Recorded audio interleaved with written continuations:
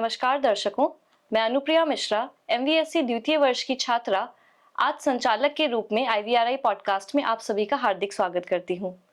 आज हम आपके समक्ष एक बहुत ही महत्वपूर्ण विषय पर चर्चा करने जा रहे हैं, जो कि है पशुओं में विषैले पौधों के सेवन से होने वाली विषाक्तता। वनस्पति जनित विषाक्तता के विषय में चर्चा करने के लिए आज हमारे बीच मौजूद हैं भेषज एवं विश्व विज्ञान विभाग के वैज्ञानिक doctor Anshuk Sharma sir. Sir, आपका बहुत बहुत स्वागत है। धन्यवाद। सर, आज के पॉडकास्ट को आरंभ करते हुए मैं सबसे पहले आपसे यह जानना चाहूंगी कि ये विषैले पौधे पशुओं को किस तरीके से प्रभावित कर सकते हैं। देखिए, विषैले पौधों और वनस्पतियों का सेवन पशुओं को कई प्रकार से प्रभावित कर सकता है। इसमें दीर्घकालिक बीमारी होना, वजन में कमी आना, कमजोरी होना, गर्भपात, जन्मदोषकारी प्रभाव, प्रकाश संवेदनशीलता, प्रसव के बीच अंतराल में वृद्धि और अगर वनस्पति अत्यधिक विषैली है तो उसके सेवन से मृत्यु तक हो सकती है। जी सर, तो सर हम इन विषैले पौधों को किस तरीके से वर्गीकृत करते हैं। विषैले पौधों को दो प्रमुख प्रकारों में वर्गीकृत किया जा सकता है। वे पौधे जिनमें विषैले घटक होते हैं और जो पशुओं के लिए विषाक्त माने जाते हैं, तथा वे पौधे जो सामान्यतः विषाक्त नहीं होते लेकिन कुछ प्रतिकूल परिस्थितियों में पशुओं में विषाक्तता कर सकते हैं। पशुओं में वनस्पति के सेवन से होने वाली विषाक्तता अधिकांशतः तब देखी जाती है जब भूख या अन्य परिस्थितियां उन्हें असामान्य रूप से चरने के लिए मजबूर करती हैं, तथा जब फार्म में गलत प्रबंधन या कृषि प्रथाएं अपनाई जाती हैं। सर, आमतौर पर कौन कौन से पौधे पशुओं के लिए विषैले साबित हो सकते हैं। देखिए, साइनोजेनेटिक ग्लाइकोसाइड्स का उत्सर्जन करने वाले पौधों और वनस्पतियों के सेवन के पश्चात साइनाइड विषाक्तता देखी जाती है। साइनाइड पौधों की लगभग 1000 से अधिक प्रजातियों में देखने के लिए मिलता है और इसमें जो प्रमुख पौधे हैं वे हैं कड़वा बादाम, ज्वार, अलसी, आड़ू के बीज और पद्मकष्ठा। और इसके अलावा ब्रैकन फर्न, जिसे हम कॉमन लैंग्वेज में अश्वांग कहते हैं, धतूरा, कनेर, लेंटाना, गाजर घास, आक, कालकूट जैसे अन्य पौधों के सेवन से भी विषाक्तता देखी जा सकती है। सर, जैसे कि आपने अभी साइनोजेनेटिक पौधों के बारे में बताया, तो ये साइनोजेनेटिक पौधे क्या होते हैं एवं कौन कौन से पशु हैं जो इसके लिए अत्यधिक संवेदनशील होते हैं। देखिए, साइनोजेनेटिक पौधे साइनोजेनेटिक ग्लाइकोसाइड्स का उत्सर्जन करते हैं, जो कि पशुओं के शरीर के अंदर जाकर हाइड्रोजन साइनाइड नाम के एक विषैले घटक में परिवर्तित हो जाता है, जो कि पशुओं के लिए अत्यधिक खतरनाक साबित हो सकता है। साइनाइड एक तेज प्रभावी और सबसे अधिक विषाक्त पदार्थों में से एक है, जो कि सभी प्रकार के पशुओं को प्रभावित कर सकता है। जुगाली करने वाले पशु अन्य पशुओं की तुलना में साइनाइड विषाक्तता के प्रति अधिक संवेदनशील होते हैं, क्योंकि इनमें रूमिनल माइक्रोफ्लोरा साइनोजेनेटिक ग्लाइकोसाइड को हाइड्रोजन साइनाइड में परिवर्तित करने में मदद प्रदान करती है।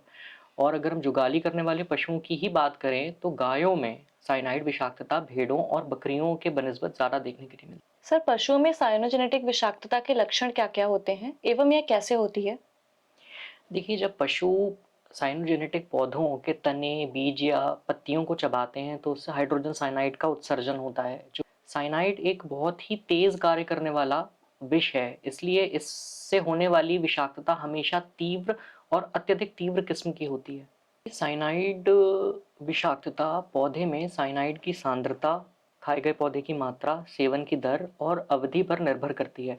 सामान्यतः जुगाली करने वाले पशु कम स्तर के हाइड्रोजन साइनाइड को बिना किसी हानि के मेटाबोलाइज करने में सक्षम होते हैं, लेकिन जब वे कम समय में बहुत अधिक मात्रा में साइनोजेनेटिक ग्लाइकोसाइड्स का सेवन करते हैं तो विषाक्तता हो सकती है। अत्यधिक तीव्र मामलों में पौधे के सेवन के कुछ ही मिनटों में पशु की मृत्यु हो सकती है, लेकिन जो तीव्र मामले हैं उनमें नैदानिक लक्षण सेवन के 15-20 मिनट से लेकर कुछ घंटों में देखे जाते हैं, जिनमें बेचैनी होना, सांस लेने में तकलीफ होना, लड़खड़ाते हुए चलना, श्लेष्मा झिल्ली और आंख की पुतलियों का रक्त वर्ण का हो जाना और मृत्यु के करीब आने पर दौरे पड़ना शामिल है।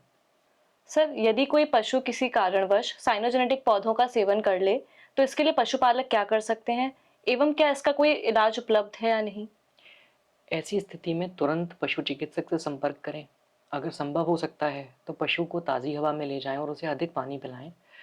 तुरंत अस्पताल ले जाना ज़रूरी है।